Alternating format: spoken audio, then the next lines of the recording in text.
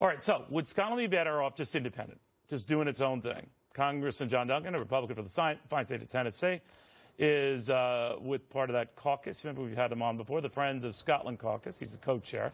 Now, within the caucus, Congressman, as I understand, there are those who are pro-Scotland going its own way and those who want it to be part of the United Kingdom still. Is that still the case? Well, the caucus doesn't have an official position on this, Neil. I have, in fact, I guess I'm about the only one who has said publicly that I favor, that if I had a vote, obviously I don't, but if I had a vote, I would vote for Scotland to go independent because from my point of view, I think when it comes to government, smaller is better and closer to the people is better. Of course, I've also said with the caveat that if Scotland does go independent and they follow free market, free enterprise policies, they could be very prosperous. But if they go independent and then go further to the left, they will have very serious problems, in my opinion, in the years ahead. And well, that is the view, the prevailing view, at least in the markets, Congressman. Not that they're great Einsteins, but the predisposition of the largely liberal Scots is that they would push for more government, or that more pension support, more health support. That this is a big wish, and they feel part of the reasons behind this drive to just rebel is that they don't think they've gotten their fair share out of Westminster or London, for that matter, and that on their own they could. Well, I will tell. I've had many meetings with Scottish officials over the years, and I certainly will tell them that in this country, every state, every city just about that's had liberal or left-wing leadership, people are moving out of those states or those cities, and they're having very serious problems. But I think there's been some overreaction or exaggeration as to what might happen if Scotland does vote to go independent.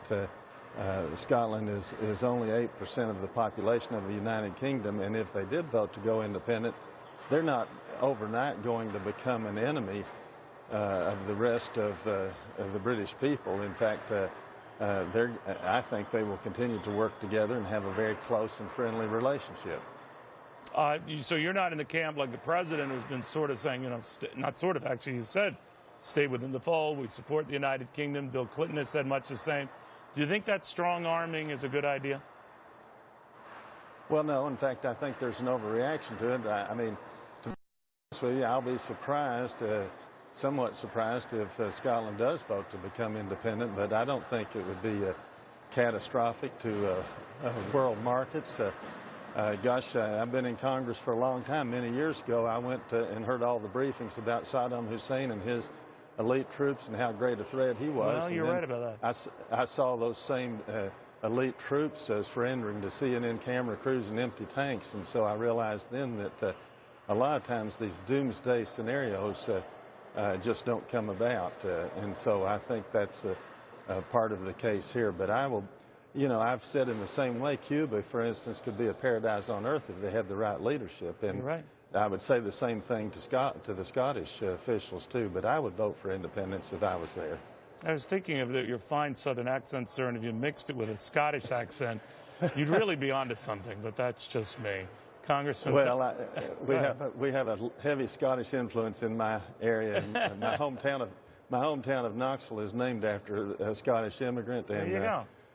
So we have a lot of Scottish and Scots-Irish people who I represent. All right. Thank you, Congressman. Very good having you on. Thank you very much.